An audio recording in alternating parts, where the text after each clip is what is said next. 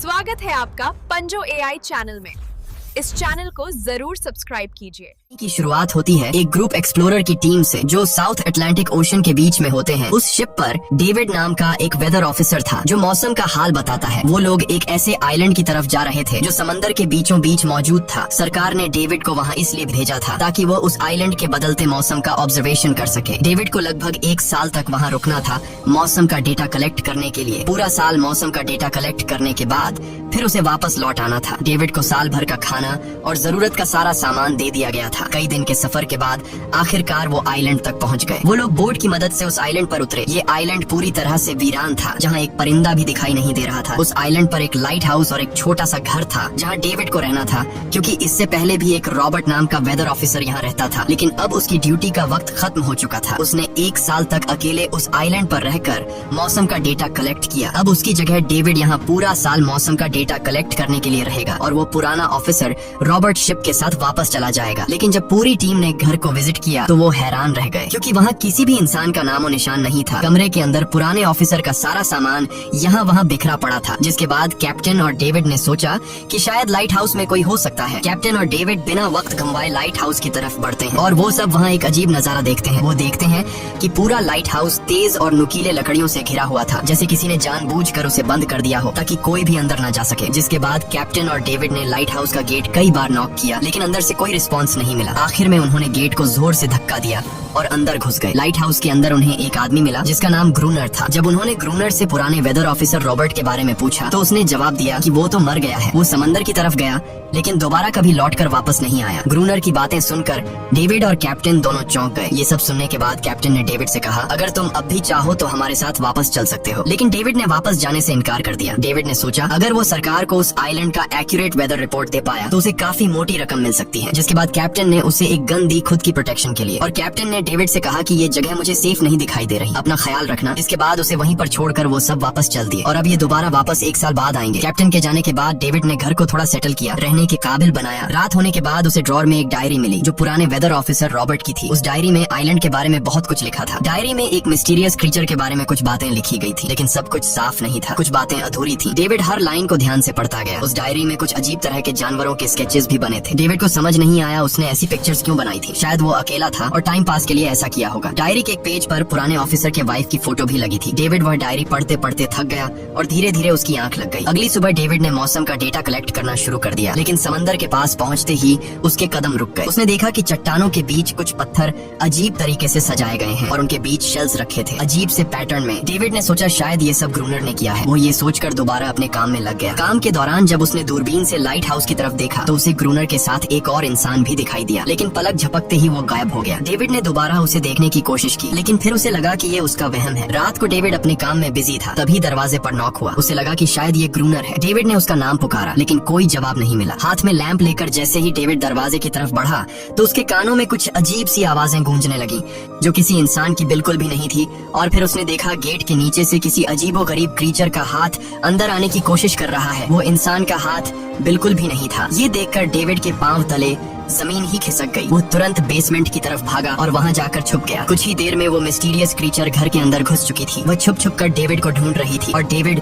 Basement के एक छोटे से दरार से उसे देखने लगा। डेविड की हलचल से उस क्रीचर ने डेविड को देख लिया। जिसके बाद वो क्रीचर डेविड को मारने के लिए तेजी से उसकी तरफ भागा और दरार से उसे पकड़ने की कोशिश करने लगा। तो डेविड ने खुद को बचाने के लिए फौरन चाकू उठाकर उसकी आंख में दे मारा। वो क्रीचर चीख के भाग गई, लेकिन वो कभी भी वापस आ सकती थी। और डेविड के दिमाग में ये बात कंफर्म हो गई कि जो डायरी में क्रीचर के बारे में बात लिखी थी वह सच है। डर के मारे वो पूरी रात सो न सका। अगली सुबह जब डेविड घर से बाहर गया तो उसने रेत पर कुछ पैरों के निशान देखे जो किसी इंसान के बिल्कुल भी नहीं थे। वो निशान सीधे समंदर की तरफ जाकर खत्म हो गए थे। अब डेविड को सब समझ आ गया था कि क्यों ग्रूनर ने लाइट हाउस के चारों ओर नुकीली लकड़ियां लगाई हैं। अब डेविड जान गया कि अगर मैं इस घर में रहूंगा तो वो क्रीचर मुझे कभी भी मार सकते हैं। डर के मारे डेविड लाइट हाउस की तरफ दौड़ता है और ग्रूनर को चिल्लाकर कहता है, गेट खोलो, मुझे अंदर आना है। लेकिन ग्रूनर उसे अंदर नहीं आने देता और कहता है, तुझे शिप के साथ लौट जाना चाहिए था। डेविड निराश होकर वापस लौटता है क्योंकि ग्रूनर उसे लाइट हाउस के करीब भी नहीं देखना चाहता था। वो उसके ऊपर पानी गिराकर उसे दूर जाने को कहता है। अब उसे खुद ही कुछ करना होगा। उसने घर की हर एक विंडो को लकड़ी से से बंद कर दिया।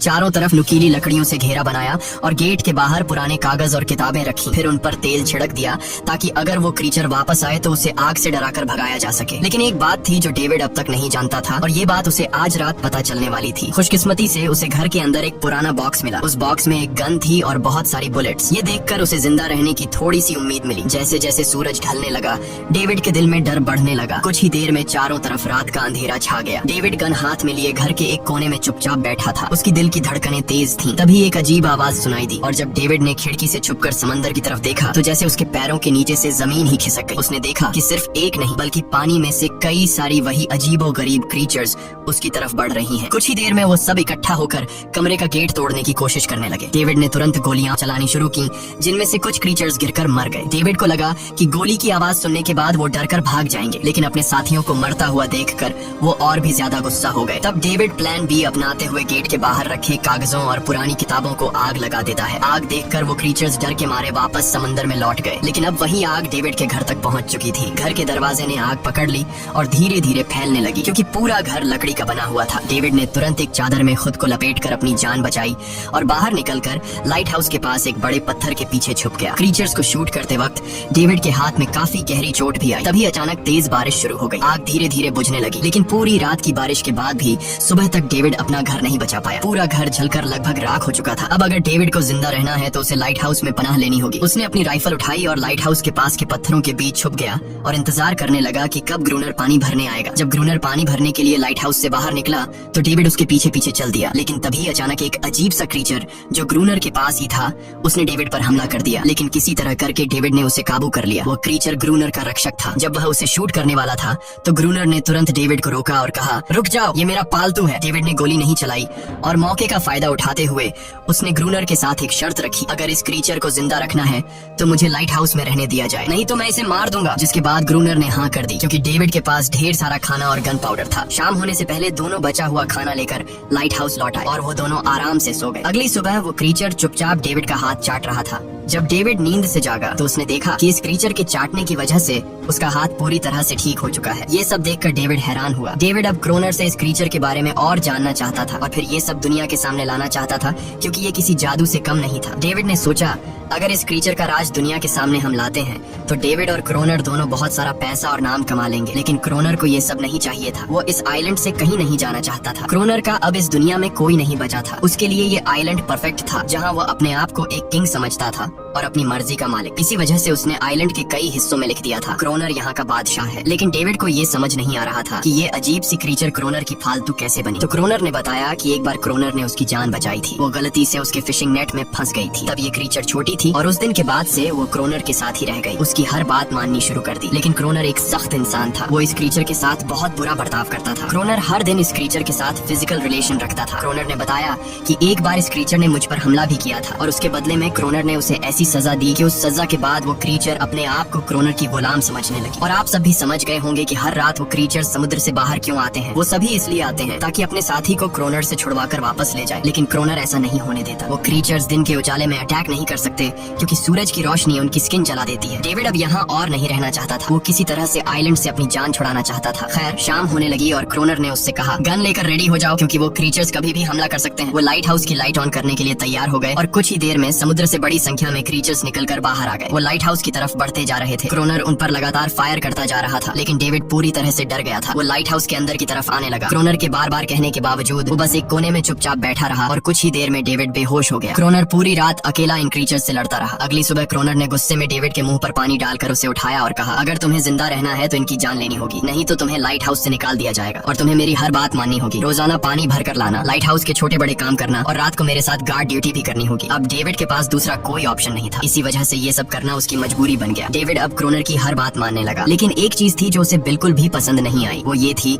कि हर रोज उस फीमेल क्रीचर को अलग अलग तरीकों से फिजिकली टॉर्चर करना। रात होती है, दोनों फिर से गार्ड ड्यूटी के लिए तैयार हो जाते हैं और एक बार फिर वो क्रीचर समुद्र से निकलकर बाहर आते हैं। लेकिन आज डेविड को डर नहीं लग रहा था। उसने क्रीचर पर फायरिंग शुरू की, मगर आज क्रोनर कुछ भी नहीं कर रहा था। वो डेविड को बाहर छोड़कर लाइट हाउस का गेट बंद कर देता है और खुद चुपचाप अंदर बैठ जाता है ताकि डेविड खुद सीख सके कि इन क्रीचर्स से कैसे लड़ा जाता है। इसी तरह डेविड को लड़ते लड़ते वो रात कट जाती है और सुबह हो जाती है। सुबह क्रोनर ने देखा कि डेविड लाइट हाउस के गेट के बाहर खून में लथपथ बैठा था। अब उसने सीख लिया था कि इन क्रीचर्स से कैसे लड़ना है। इसी तरह समय गुजरता गया, रातों को इन क्रीचर्स से लड़ते हुए और दिन भर क्रोनर के लाइट हाउस के काम संभालते हुए। ये आइलैंड अब उसके लिए एक बंद घर जैसा हो गया था। वो हर वक्त सोचता रहता था कि कब ये जगह छोड़कर आजादी की सांस लेगा। समय के साथ साथ डेविड का उस फीमेल क्रीचर के साथ एक अजीब सी दोस्ती बन गई थी। डेविड को उसके लिए अब बुरा लगने लगा था। अब उसे समझ आया कि अपने लोगों को छोड़कर अकेला रहना कितना मुश्किल होता है। शायद वो क्रीचर भी कुछ ऐसा ही महसूस करती थी। डेविड ने उस क्रीचर को एक नाम भी दिया, अनारियस। इसी तरह से दिन गुजरते गए और फिर एक दिन उन्होंने देखा कि इन क्रीचर्स के अटैक्स धीरे धीरे कम हो रहे हैं। डेविड सोचता है शायद सर्दियों में वो कहीं और चले जाते हैं, या फिर शायद उन्हें समझ आ गया था कि इन दोनों से लड़कर कुछ हासिल नहीं होगा। लेकिन क्रोनर ने उससे कहा कि ऐसा बिल्कुल नहीं है, वो फिर से अटैक करेंगे। अब वो अपनी संख्या बढ़ा रहे हैं। कुछ और दिन ऐसे ही गुजर गए। एक रात डिनर के बाद क्रोनर और डेविड ने टाइम पास के लिए चेस खेलना शुरू किया, लेकिन यहीं पर क्रोनर से एक बड़ी गलती हो गई। वो दोनों खेल में इतने उलझ गए कि लाइट हाउस की लाइट्स ऑन करना ही भूल गए। अंधेरे का फायदा उठाकर क्रीचर्स ने उन पर अटैक कर दिया। डेविड ने देखा कि क्रीचर्स की संख्या इतनी ज्यादा थी कि दो लोग मिलकर भी ज्यादा देर तक नहीं लड़ सकते थे, और इस बार उनके पास कोई प्लानिंग भी नहीं थी। गन्स की बुलेट्स भी ऑलमोस्ट खत्म हो चुकी थी। किसी तरह बचते बचाते वो लाइट हाउस के टॉप तक पहुंच गए, लेकिन इस बीच क्रोनर के पैर में गहरी चोट आ गई। वो क्रीचर्स आज उन पर भारी पड़ गए थे। दोनों को लगा कि आज उनकी मौत पक्की है, लेकिन खुशकिस्मती से सुबह हो गई। जैसे ही सूरज धीरे धीरे उभरता है, वो क्रीचर्स लाइट हाउस छोड़कर समुद्र में वापस चले जाते हैं। कड़कती धूप निकलने के बाद एनेरियस क्रोनर के जख्म को ठीक करने की कोशिश करती है, लेकिन अब तक डेविड को समझ आ चुका था कि वो इन क्रीचर्स के साथ ये लड़ाई जीत नहीं सकते। बुलेट्स भी अब खत्म होने के करीब हैं। उनके पास खाना भी इतना नहीं है कि वो ज्यादा देर तक चल सके। लकीली अगले दिन जब डेविड लाइट हाउस के बाहर इधर उधर घूम रहा था, तो उसने समुद्र में एक जहाज देखा। वो जल्दी से अंदर से फ्लेयर गन लाया और जहाज को सिग्नल देने गया, लेकिन क्रोनर ने उसे रोक दिया क्योंकि वो नहीं चाहता था कि डेविड यहाँ से जाए। उसी वक्त अनारियस ने क्रोनर पर हमला कर दिया। वो डेविड को क्रोनर से बचाना चाहती थी। क्रोनर किसी को भी ये आइलैंड छोड़ने नहीं देना चाहता था। ये आइलैंड उसकी अपनी दुनिया थी, जहाँ वो एक किंग की तरह रहता था। वो डेविड को भी जाने नहीं देना चाहता था। इतने समय से अकेला रहने के बाद अब उसके पास कोई था जिससे वो बात कर सकता था, और अगर डेविड उस शिप में वापस चला गया तो वो वहाँ जाकर सबको एनेरियस और उनके बारे में बता देगा। इसलिए अब डेविड यहाँ से नहीं जा सकता। धीरे धीरे वो शिप डेविड की आंखों के सामने समुद्र में गायब हो गई। अब उसके पास कुछ भी करने को नहीं था। कुछ और दिन ऐसे ही बीत गए। क्रोनर अब भी डेविड और अनारियस दोनों के साथ बुरा बर्ताव कर रहा था, लेकिन अनारियस को वो खास तौर पर मारता था, जो डेविड को बिल्कुल पसंद नहीं था। एक दिन डेविड ने अनारियस को एक छोटी टॉय बोट गिफ्ट में दी, जो उसने किसी मछली की हड्डी से बनाई थी। लेकिन जब अनारियस ने उस बोट को देखा तो वो डेविड को आइलैंड के एक ऐसे कोने में ले गई जहाँ सचमुच एक असली बोट रखी थी। जब डेविड ने इस बोट के बारे में क्रोनर से पूछा तो उसने कहा हाँ, उसे पहले से पता था कि आइलैंड के इस हिस्से में एक बोट है। क्रोनर कहता है कि कुछ लोग इस आइलैंड तक बोट के जरिए अपनी जान बचाने आए थे, लेकिन सुबह होने से पहले उनमें से कोई भी जिंदा नहीं बचा। सबको इन क्रीचर्स ने मार दिया। वो सब शिप में गोला बारूद ले जा रहे थे, लेकिन समुद्र में आए तूफान की वजह से उनका शिप इसी आइलैंड के पास डूब गया। ये सब सुनते ही डेविड के दिमाग में एक आइडिया आया। उनके पास एक डाइविंग सूट जैसा कुछ था। डेविड ने कहा कि अगर हम दोनों में से कोई उस सूट को पहनकर समुद्र के उस हिस्से में जाए जहाँ वो शिप डूबी थी, तो हो सकता है उन्हें कुछ बुलेट्स या डायनामाइट मिल जाए,